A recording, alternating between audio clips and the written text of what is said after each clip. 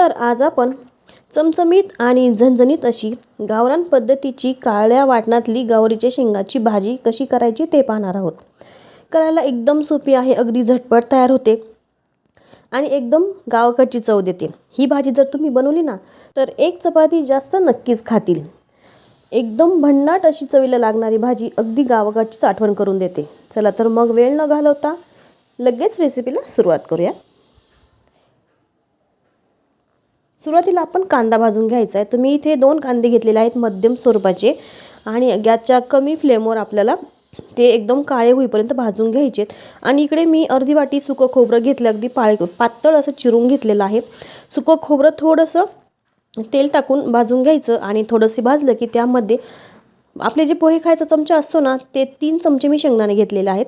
तर ते शेंगदाणे टाकून व्यवस्थित आपल्याला भाजून घ्यायचे। बघा थोडासा डार्क रंग आला पाहिजे खोबरे आणि शेंगदाण्याला।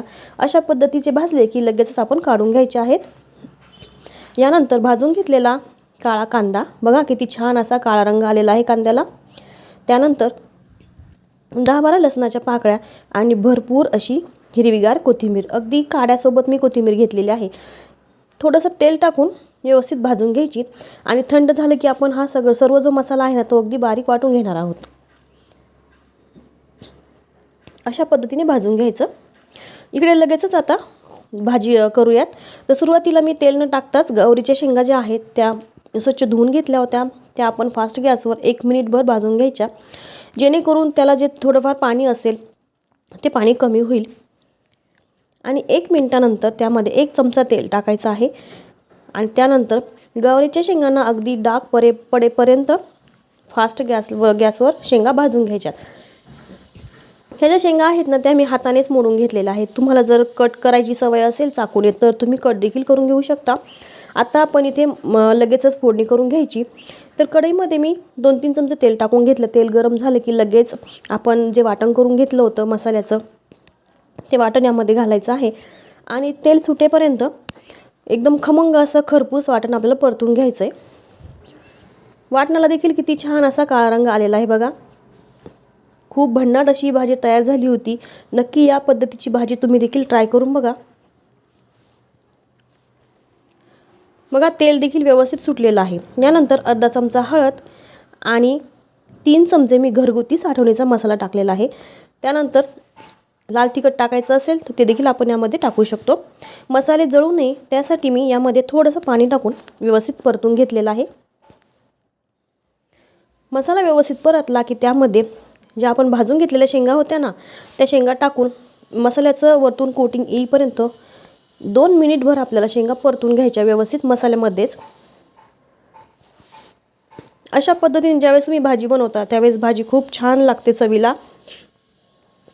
यानंतर आपल्याला जेवढा रस्सा करायचा आहे त्यानुसार आता भाजीमध्ये पाणी टाकून घ्यायचे। तर ज्या मिक्सरच्या भांड्यामध्ये मी वाटण करून घेतलं होतं त्यात पाणी टाकून मी ते पाणी यामध्ये टाकलेलं आहे। आणि गवारीच्या शेंगा ज्या आहेत त्या शिजायला देखील वेळ लागणार आहे, त्यामुळे थोडंसं जास्तच पाणी मी इथे टाकले। आणि पहिली उकळी जी आहे ती फास्ट फ्लेमवर येऊ द्यायची आणि 1 उकळी आली की लगेच गॅस कमी करायचा आणि 5 मिनिटं अर्धवट झाकण ठेवून भाजी शिजवून घ्यायची। जर तुम्ही पूर्ण झाकण ठेवलं तर ही भाजी उतू जाऊ शकते, कारण यामध्ये आपण शेंगदाणे टाकलेले आहेत। शक्यतो ज्यावेळेस आपण शेंगदाणे टाकतो ना त्यावेळेस भाजी उतू जाते झाकण ठेवल्यानंतर। आणि त्यानंतर बघा मस्त अशी भाजी ते तयार झाली। रंग खूप सुरेख असा आलेला आहे। आली ना गावाकडची आठवण। एकदम काळ्या वाटणातली गवारीची भाजी कशी छान अशी दिसते, तरी सुद्धा खूप छान आलेली आहे। आणि हे जे शेंगा आहेत ना त्या चेक करून बघायच्या।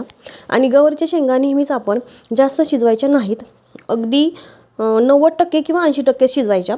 खाताना त्या थोड्याशा दाताखाली आल्या की ते छान लागतात, एकदम गाळ अजिबात करायचा नाही आहे। बघा या पद्धतीने मी शेंगा व्यवस्थित शिजवून घेतलेल्या आहेत।